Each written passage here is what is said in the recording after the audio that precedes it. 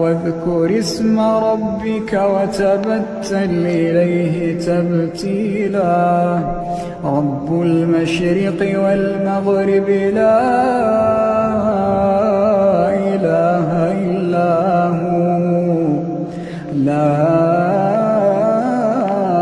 إله إلا هو فاتخذه وكيلا